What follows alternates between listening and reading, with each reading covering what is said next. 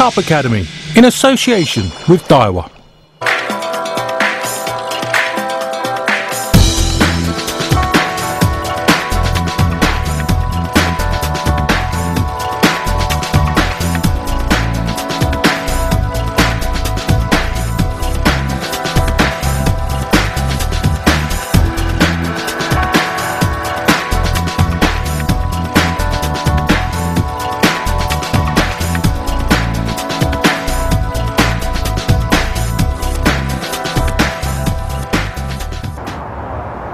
Welcome to the Carp Academy 2010. I'm Ali Hamidi and you join me at the wonderful and prolific Thorpe Lea fishery where 30 budding young carpers are joined by 15 of the best anglers in the land. They'll be passing on that knowledge, those carpy tips and that carp angling prowess. So without further ado, let's get the show on the road.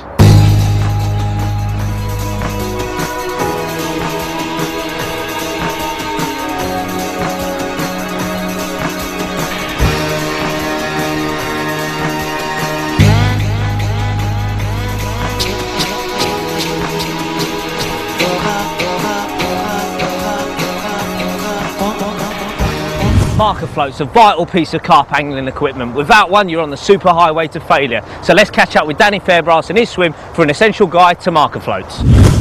This is a marker float setup. It's an extra rod, so we're not going to fish with this one. We're not catching anything on it, but we need it to find how deep it is out there, to find out what's on the bottom as well, and also as a marker to cast at so that we can keep everything nice and tight together. So to explain how it's set up, this buoyant float is tied onto the end of the line, and this is a braided line, so it's got no stretch in it whatsoever. So when I pull it back across the bottom, trembles will come down the rod and it will tell me what's out there. So very important to have that. And then I've got a link on there with a heavy lead on the bottom. Now this is one of the lad's setups and it's okay, it's going to do the job. He's got braided reel line on, which is important, but the lead's a little bit heavy for the rod that he's using. This is a 3-pound test curve rod.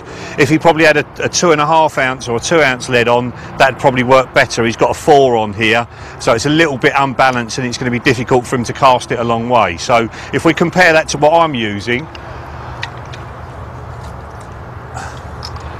this is my setup. Obviously, you know, I've spared no expense with this stuff and the kids can't afford exactly what I've got, but if you're going to go out and get it, then you want to get the stiffest rod you possibly can, because it's harder to cast this than it is to cast a normal rig. So if you get a 3.5 or even 3 3/4 pound test curve rod, it's going to cast that a long way.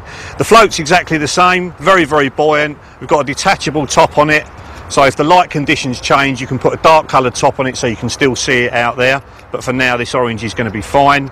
Again, tied to the end of the braided line. And then we've got a stem on here, purpose-made stem. There's no way that can tangle. This is still a 4 ounce lead, but it's a much stiffer rod, so it copes with it perfectly. Again, we've got braided reel line on, but the braid I'm using is much, much thinner than our student, so it's going to cast a lot further. And to take the force of that cast, we've got a 30-pound leader. So basically, it takes all that pressure out when you actually put the cast out. So I'm not casting with like 20-pound line and end up snapping it. So I'm going to whack that out there now. What we're basically looking for in this particular lake is shallower water. In close, it's quite deep, 8, 9, 10 foot, something like that. Further out towards the middle of the lake, it's only 3 or 4 feet deep. So that's what we're going to look for. And when I cast, the lead's hanging down roughly half the length of the rod, roughly where the join is, and that's going to give me a nice smooth cast. Just check the line's not tangled around the tip of the rod, and out she goes. Right, okay, now that felt down quite quickly. The line went tight just before the lead hit the water. The lead dropped through the water and I felt it hit the bottom quite quickly, which means it's probably quite shallow. So just pull up and tighten the line, and then what I'm going to do is just loosen the clutch on the front of the reel and then just pull line off. And as I pull that line off, at the moment it's all down by the bottom of the lake, as I pull that line off, the float will rise up and rise up again. So I've got a little marker 1 foot in front of the reel, and I just pull that line out and the float will rise by a foot. 2, 3, 4. Right, it's just up, so 4.5 feet plus 6 inches for the float, plus 6 inches for the stem that the lead weight's on. So it's about 5.5 feet. That's bang on right. Now, what I'm going to do to illustrate how I can feel stuff along the bottom, I'm just going to wind it back down to the bottom, like so, and then I'm going to pull the rod tip back, and I can feel little tremors on the tip of the rod.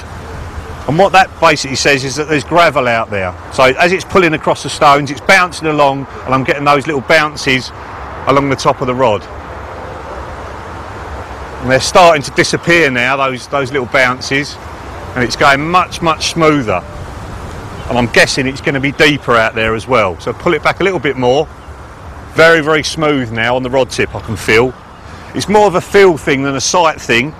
So everything's nice and tight. The float's down by the lake bed again. If I loosen that off and then pull this 1 foot, 2, 3, 4, 5, 6, 7, 8,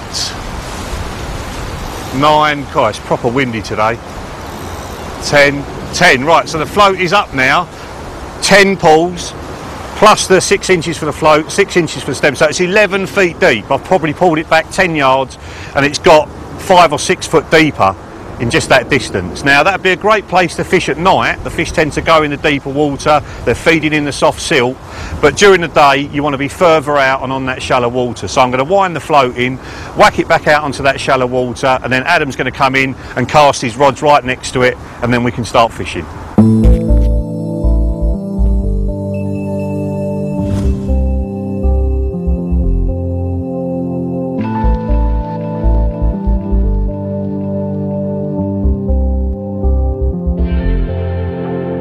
This unusual contraption is a spod.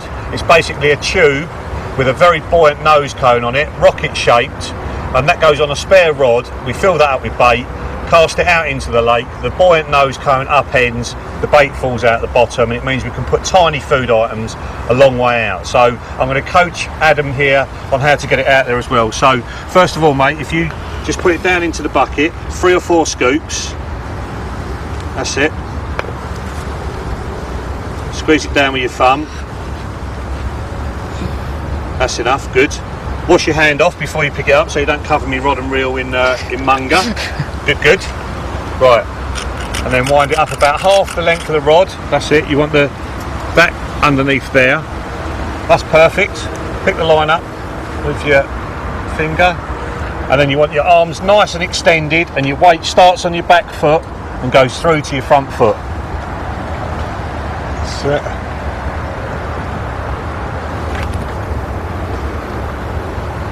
Right, it's landed a little bit short, yeah, and you've let go a little bit too late. That's what's happened, yeah. So if you just tighten the line up, wind it back in again, and what we've basically got in this spod mix are particle baits like hemp and party mix, which has got maize and maple peas and all that sort of thing in there. So loads of different sizes and shapes of food. Pellets as well, all carp love pellets, and then boilies that we've crumbed up in a special machine that turns a round boilie into crumb, so there's lots of food items for the fish to be milling about on. That keeps them in the swim for a long time. Our rig's just sitting right in the middle of it, and hopefully we're going to get bites. So that's it, mate, straight into the bucket again. That's good. That's it, just press it down so it's all down the front end. Yeah, I see that went straight on your trousers then, didn't it? You've got to learn straight into the bucket. Good. One more turn, and you want that roller underneath the rod perfectly there. Pick the line up. That's it, bow arm open, perfect.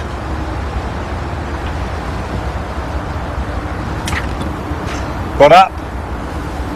Right, again, just a little tiny bit short. Yeah, so what you want to do when you're casting, start on your back foot and really feel that line pull against your finger, and you want to finish there. Yeah, and that will get it out there.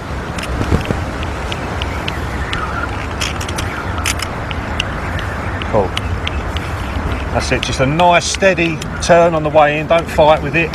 Up to your hand, into the bucket, and it's just being fluid with it. That's the most important thing. And then you'll get into a rhythm and you'll get it accurate every time.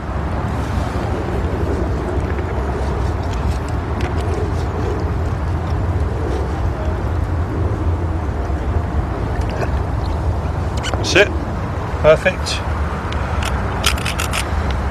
one more, so it's underneath there. That locks the reel. As you open it up, open that bail arm up. No, so pick the line up first, as you would normally, and open that up. So that's locked there. There's no way that can snap shut when you cast, yeah? So hands nice and extended again. That's it. I straighten that arm and really pull with that hand. That was Still a little bit short. So we're basically going to put 20 or 30 spodfuls out. There's loads of fish in this lake.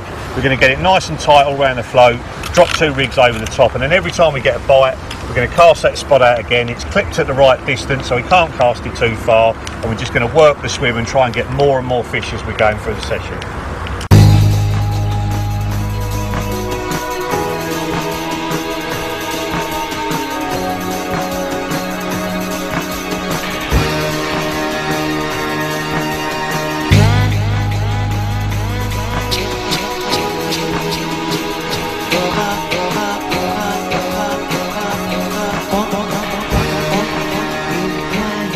Well, there we have it, Ryan, an absolute stunner. How big, Pete? £15 exactly. On the money. And what was the winning method this time? Self boiling, a little bit of pop-up sweet corn. Good man. Well, lesson learned.